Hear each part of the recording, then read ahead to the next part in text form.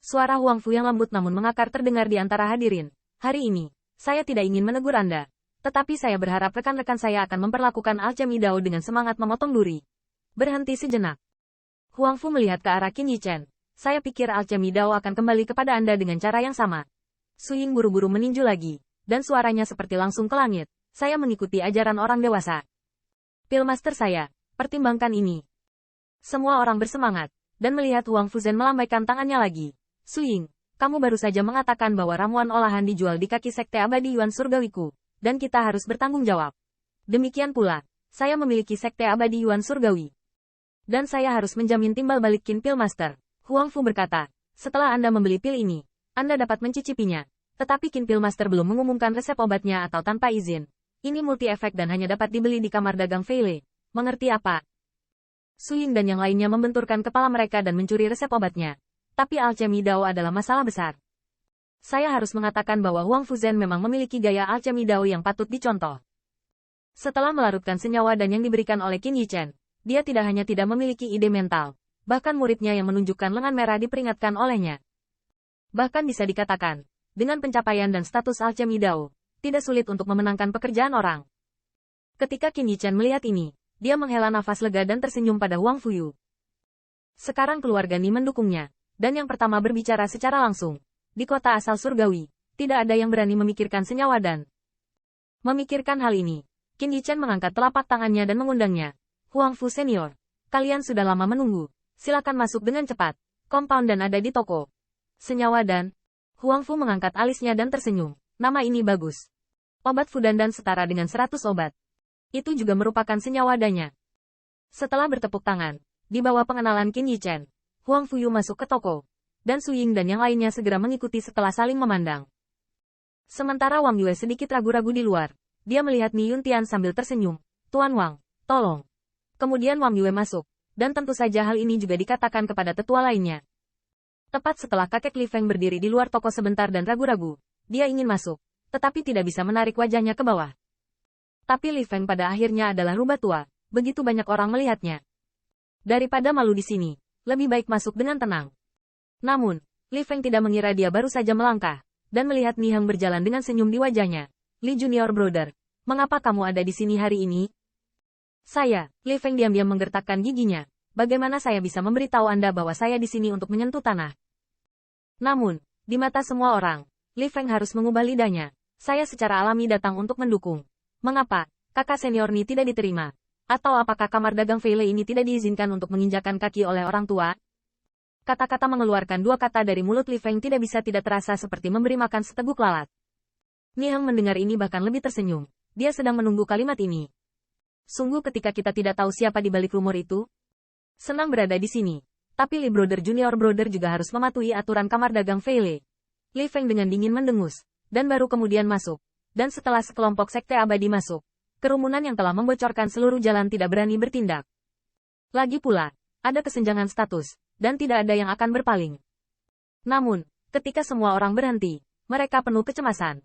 Bahkan guru kekaisaran Huang Fu pun mengangguk dan tentunya Qidan. Kenapa mereka tidak mau melihatnya? Tapi semua orang khawatir.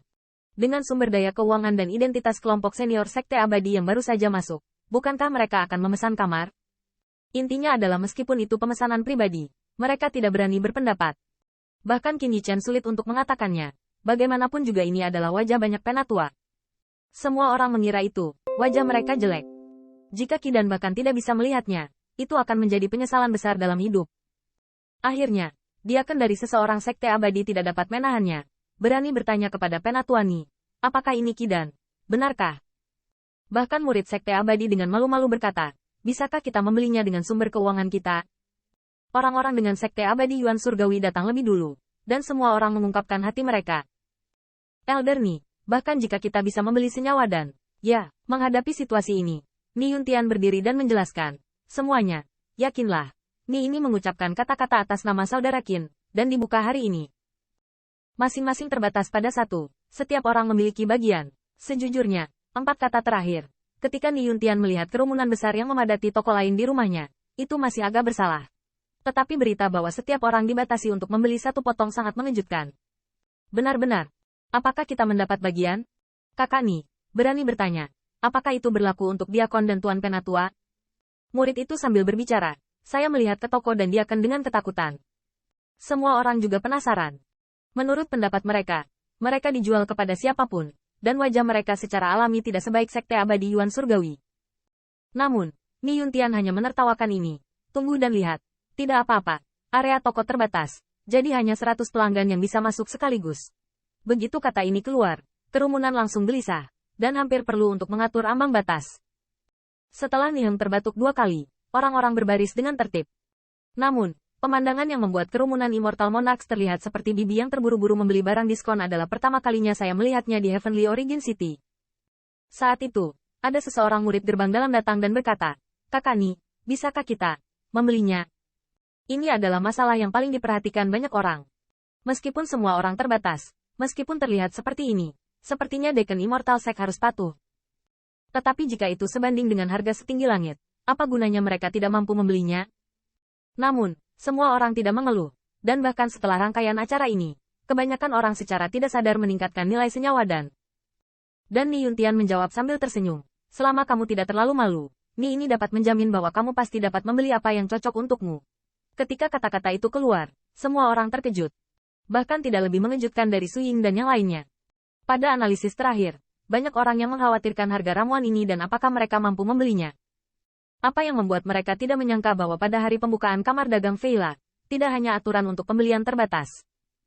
Tahukah Anda, aturan ini memperjelas bahwa mereka merawat orang-orang biasa yang tidak memiliki latar belakang ini, dan mereka bahkan menyinggung banyak orang penting. Apalagi harganya sangat dekat dengan orang-orang. Semua orang di tempat kejadian tahu bahwa jika mereka juga memiliki kidan yang dapat dianggukkan oleh Huang Fu Xianxi sendiri, berapa harga jualnya, dan dia tahu di dalam hatinya. Namun, kamar dagang Veile, alih-alih mengejar keuntungan besar, merawat mereka dengan sangat baik. Di mana kamar dagang ini? Jelas Shantang.